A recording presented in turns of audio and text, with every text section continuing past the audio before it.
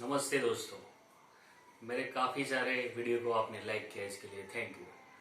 और काफ़ी सारे दोस्तों की फरमाइश के ऊपर आज मैं एक और वीडियो बनाने जा रहा हूँ। काफ़ी सारे दोस्त बोल रहे हैं, हमारे सब्सक्राइबर कह रहे हैं कि हमको ऐसा योग सिखाइए जो खाने के बाद पेट में ना तो एसिडिटी करे और ना ही गैस करे। तो इसके लिए बिल्कुल आसान सा तरीका है कि हमें खाने के बाद, सुबह हो या शाम हो या दोपहर, जब भी हम खाते हैं तो उसके बाद हमें वज्रासन में बैठना चाहिए। लेकिन ये वज्रासन का हमको सही तरीका याद होना चाहिए कि वज्रासन में कैसे बैठते हैं। और काफ़ी सारे लोग ये भी बोल रहे हैं कि हम वज्रासन में नहीं बैठ पा रहे हैं, तो उनके लिए भी मैं आज एक अच्छी सी ट्रिक बना के लाया हूँ। और ये भी एक अच्छी इलाज है कि जिनको जोड़ों का दर्द है वो लोग भी वज्रासन अच्छे से कैसे करें, तो उनको खाने के बाद गैस और एसिडिटी ना रहे। तो वज्रासन में कैसे बैठते हैं वो हम आज आपको सिखाते हैं, सही तरीके से कैसे बैठा जाता है। दोस्तों, सिंपल सा हम सभी जानते हैं कि ऐसे हम वज्रासन में बैठते हैं, लेकिन ऐसे बैठने के पीछे जो भी टेक्निक होनी चाहिए वो हमको आनी चाहिए। तो हम साइड में से आपको दिखाते हैं कि अच्छे तरीके से कैसे बैठते हैं। सबसे पहले हमें सुखासन में बैठ जाना चाहिए, या फिर तो हमारे पैरों को ऐसे फैला के बैठना चाहिए। दोनों में से जो भी तरीका आपको सही लगे वैसे आप बैठ सकते हैं। हम अगर ऐसे बैठे हैं तो इस तरीके में से वज्रासन में आने में बहुत ही राहत रहती है। तो सबसे पहले आपको आपका एक पैर मोड़ना है और उसको पीछे ले जाना है। लेकिन पीछे ले जाना है तो याद रखना है कि हमारी जो ये गठरी है वो हमारे जांघों से बाहर रहनी चाहिए। ऐसे जैसे मोड़ा वैसे ही दूसरा पैर भी हमें मोड़ना है। हमारा सारा वजन इस ओर लेके आना है और पैर को मोड़ना है। अब जब पैर को मोड़ते हैं तो खास ध्यान ये रखना है, हमारी दोनों पैर की उंगलियां,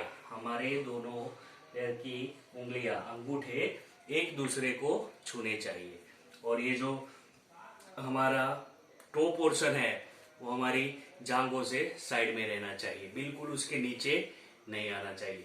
अगर बिल्कुल इसके नीचे आ गया तो ये सही पोजीशन वज्रासन की नहीं है।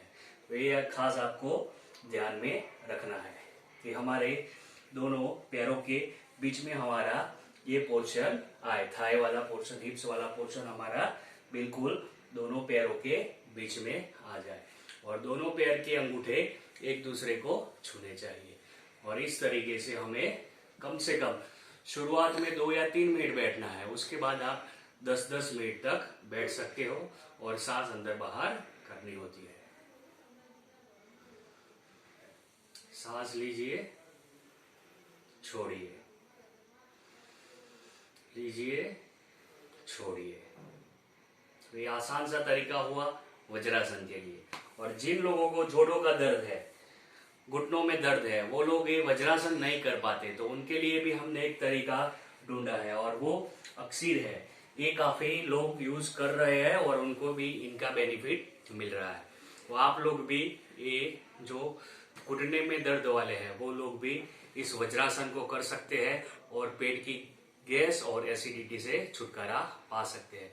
तो जिन लोगों को दर्द है उनके लिए तरीका, उनको चाहिए 2 तकिए।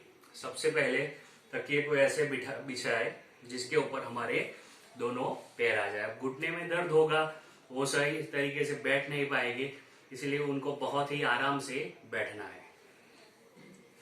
जैसे भी हो सके वो बैठ सकते हैं। बहुत ही सॉफ्ट तकिए हो तो बहुत अच्छा रहेगा, उसका रिजल्ट बहुत अच्छा मिलता है। तो ऐसे उनको मुड़े रहना है और दूसरा तकिया दोनों पैरों के बीच में ऐसे रखना है कि इस जगह पे ये तकिया आ जाए और दोनों पैर साथ में ले लेने हैं। इसको ऐसे रख के फिर हमें वो याद रखना है कि हमारे दोनों पैरों के ऊपर बिल्कुल हमारा वजन ना आ जाए, लेकिन हमारे दोनों पैर की उंगलियां एक दूसरे को छूनी चाहिए और हमारा एक पोर्शन बिल्कुल दोनों पैरों के बीचों बीच जाना चाहिए। तो ये आसान सा तरीका है जिन लोगों को जोड़ों का दर्द है, घुटनों में दर्द है, वो लोग इस तरह से वज्रासन में बैठ सकते हैं। सांस अंदर ले, बाहर छोड़े और एक पोर्शन उनको स्ट्रेट रखना है। शुरुआत के दिनों में 1 या 2 मिनट करें, फिर आप इसको 10-10 मिनट तक कर सकते हैं और इसका बहुत ही बढ़िया परिणाम मिलता है। और ये लोग जो भी कर रहे हैं उनको गैस और एसिडिटी से छुटकारा मिल चुका है। तो दोस्तों, अगले वीडियो में मिलते हैं, तब तक के लिए आप सभी को नमस्ते।